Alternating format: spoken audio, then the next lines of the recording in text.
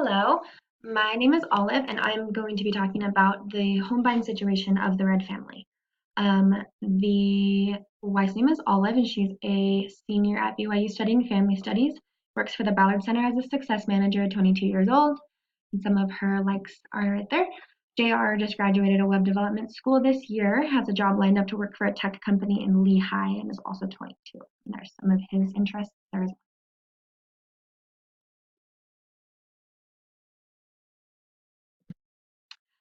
So for their overall financial situation, they have $20,000 in their checkings and savings accounts, and also have $20,000 in checkings and savings and $12,000 of student loans that they want to pay off as soon as they can. JR will start working in January for a tech company making $80,000 a year, and Olive works part-time as she's attending school and makes only $7,650 a year. Max monthly mortgage payment with the 25% rule is $1,667, and they are looking for a quaint and historic home that has 3 bedrooms and 2 bathrooms, and they want to grow their family within the next few years. They'd love to have a backyard, and hardwood floors are very important to them. The unique factor in this family is that they have that $12,000 of student loans that they want to get paid off and are hoping to pay them off very quickly. This is the dream home. Its listing price is $262,000, and the mortgage payment is $1,250.83. It's really cute, and the family would love to live in it. It's beautifully restored, historic home. There are 3 bedrooms and 2 bathrooms, making it perfect for a growing family. There are hardwood floors, which, like I said, is really important. For the modest home, this home is $209,000, and the monthly payment is $997.80. It has 3 bedrooms and 2 bathrooms, also historic, but really small, and there aren't hardwood floors. So it meets most of the criteria that the family wants, but obviously is not their dream home. So for their budget, the wages from salary from JR's job is $6,666, and other income, which is from Olive's job at BYU, is $354 a month, totaling $7,040. So the budget is over here on the right. Tithing and donations, $704, taxes, $704, long-term savings is $1,583, and short-term savings is $874. For groceries, $250, mortgage, $925, utilities, $150, transportation, $100, debt payments, $1,000. So that is really big, so that they can pay off their student loan as soon as they can. So a lot of their monthly budget is going to debt payments for the first year. Insurance is $150, medical is $0 since they're still on their family's insurance, and their families cover most of the medical expenses. Clothing is $100, miscellaneous $200, and for Mad Money $300. So that makes their total expenditures $7,040, which is exactly the income, which makes the surplus and deficit to be 0. For their savings plan, this is, I won't go through every single number, but this is their savings plan in order to reach their emergency fund goal. It'll take 24 months at 0%, 23.89 at 1.2%, 2% in a CD, which would make it 23 months, and 3% in a mutual fund, which is 23 months. And they chose to do a 3-month emergency fund for now while they're paying off their debt. For their down payment options for their home, they chose a 10% down payment, which is $26,200, and right here shows all of the different, if they put it into different savings accounts, how long it would take for them to reach that goal. So for their mortgage rates, the difference for their dream home, which is the home that they really want, the 30-year mortgage with a down payment of $20,300, which is 7.7%. The interest rate would be 4.5, and the mortgage payment would be $1,225. For the 15-year mortgage and the same down payment, their interest rate would be 3.99, and the mortgage would end up being $1,787 more. So about $500 more a month to have this 15-year mortgage and avoid a lot of money spent on interest. For the modest home, Same amount of down payment, but it makes it a 9.7% of the full cost because it's only $209,000. The interest rate is 4.5, and for 15 it's 3.125. So the mortgage payment for the 30-year loan on the modest home will be only $956, and on the 15-year mortgage it would be $1,350. So for taxes, this shows the amount that the deductible would be for mortgage interest without a home, which would be obviously zero because there's no home, so no mortgage. And with a home would be $10,992.24, is how much of a deductible they would get for having mortgage interest.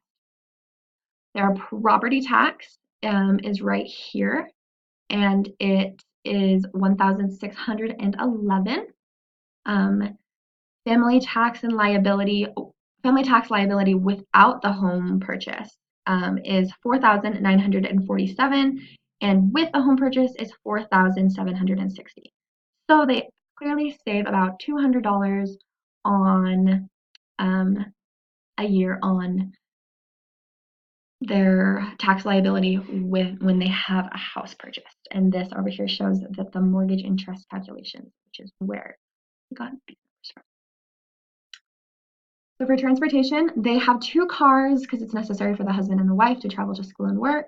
The family, so they already have 2 cars and they're bought with cash, so no loans, and they're not more than 10 years old. So it's a Hyundai Accent 2002 and a Subaru Outback 2008. Both cars are really reliable, but the Hyundai Accent will probably need to be replaced within the next 5 years. They're hoping to buy a truck that will be helpful with camping/towing. So looking at this truck from 2014, and like the true cost to own it would be $35,496 because it takes into account these taxes and fees. Right here, $1,867. The fuel over the years costs $11,562 and $2,605 for repairs. So this is the true ownership cost if that family did buy the new car within the next 5 years. For long-term debts, they have a $200 credit card debt just from this month that they need to pay off. 0 in car loans, 0 in personal loans. As I stated before, $12,000 in student loans, no mortgage, and tithing is $704 a month. So this long-term debt is $12,200, and then including the monthly tithing. So if the PITI for the dream home ends up being $1,228. No, the principal and interest ends up being $1,228.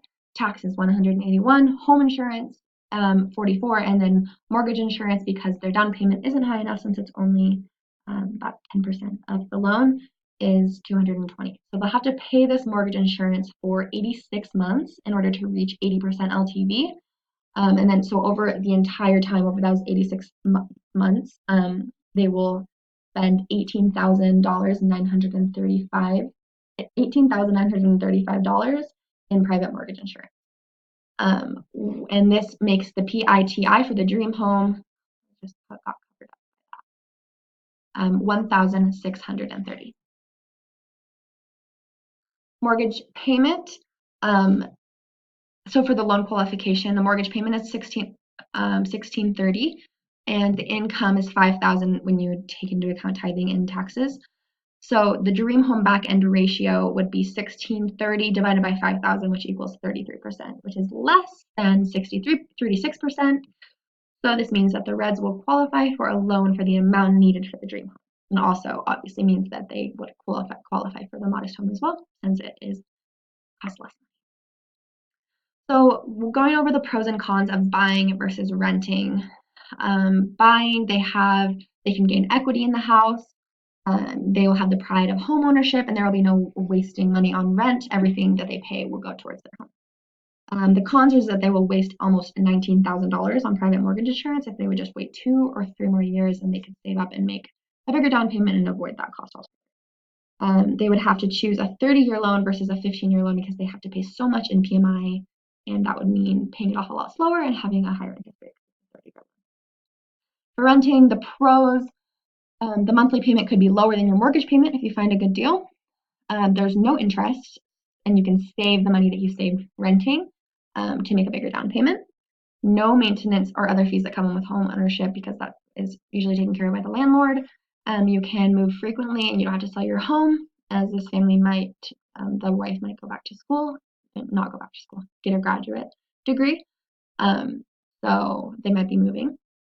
The cons would be that the money that they pay towards each month isn't going to get them any sort of type of equity. There's no pride of home ownership, and they can't make changes to their home without complying with their landlord. So the biggest factor specific to this family is that they can't make a down payment large enough to avoid spending lots of money on private mortgage insurance. They might be moving frequently for jobs and graduate school, so buying sometimes might make less sense than rent. So for the loan comparison, using the loan comparison calculator, the loan that they would need to have is $241,700, which is taking into account their $20,300 down payment. So the interest paid for the 15-year loan would end up being about almost $80,000, and the interest paid on the 30-year loan ends up almost being $200,000, which is almost twice the cost of the house. So if they went with the that ends up being $119,287.80 more interest paid for the 30-year loan than the 15-year loan. So clearly it is smarter to qualify for a 15-year loan, so you don't have to pay more than twice as much in interest over the years. So for appreciation, the dream home in 30 years is going to be worth $1,319,107.17. In 30 years, the modest home will be worth $1,052,264.88. So the difference, using information from the past slides, between the monthly mortgage payment for the dream home and the modest home is $269 a month. So if they invested this $269 a month instead of buying the dream home, so buying the modest home and using that leftover money that they would have been spending on the dream home, if they invest it in 30 years, it will be worth $662,484.77. So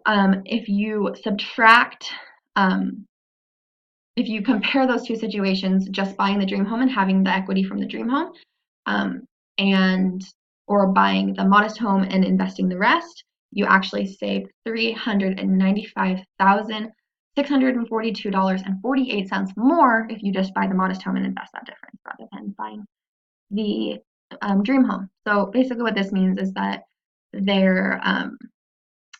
you might think that buying a really nice home is going to appreciate a lot, but really if you buy a little bit less expensive of a home, if they buy a little bit less expensive of a home and invest the difference, then they're actually going to end up saving more money over 30 years.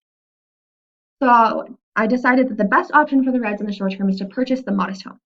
This will give them a lower interest rate on their loan and save $264 a month that they can invest. If they meet their basic requirements for a home, and they can save money on their tax liability and gain equity. After all, the home will be worth more than $1 million in 30 years. So when they do buy their home, they should remember these following things. One, that they should make a large down payment, try to qualify for a 15-year loan to get the house paid off sooner and have a lower interest rate. Make sure that they won't be moving around a lot so that they can stay in the same place, obviously, and stay in their home. Consider buying a less expensive home and investing the difference. Have their student loan debt paid off, stick to their budget, and make long-term and short-term investments, including your emergency fund, and maintain a high credit score so that they can qualify for these things. So that is my presentation. Thank you so much.